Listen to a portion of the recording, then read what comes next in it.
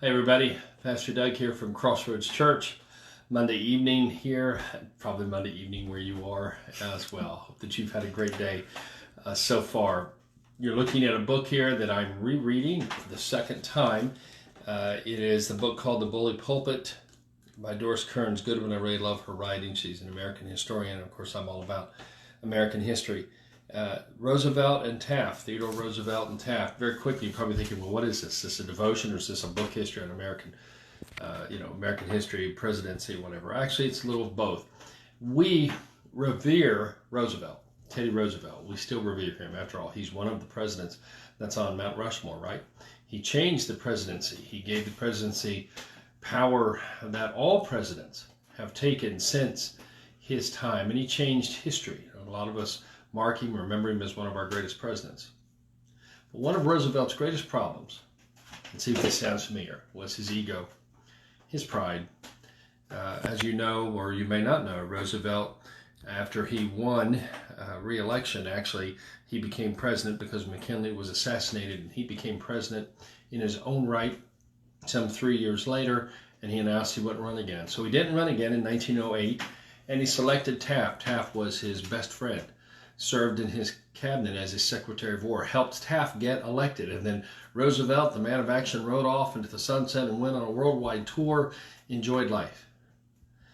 Except the power and the glory he just couldn't say goodbye to. And there were those in his orbit who wanted him to get power again, and he came back to the United States, and they were once best friends, and Roosevelt began to attack Taft, began to attack him and attack him. And even the Republican Party selected Taft as their nominee, Roosevelt split the party. He left, he started his own party, and in the presidential election of 1912, Taft went down big time to Woodrow Wilson, who changed history, World War I a few years later. So what's the moral of the story?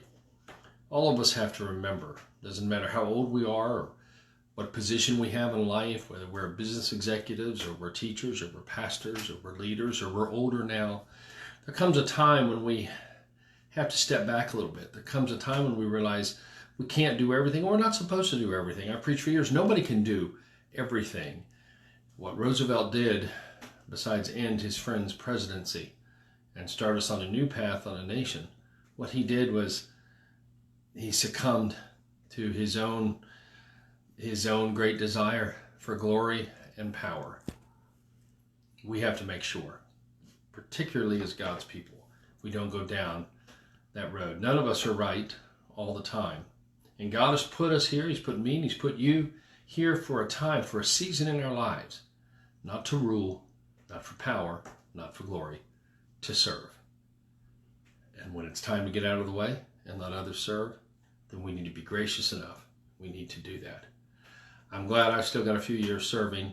I know you're glad you've still got a few years serving. Let's not emulate Teddy Roosevelt in this area. Let's be willing to serve, willing to help others become leaders, and willing to remain humble, as God would always have us to be. Thanks for joining me tonight. I appreciate it. I'll see you back here tomorrow night at about this time. Have a great, relaxing evening at home, and I'll talk to you later.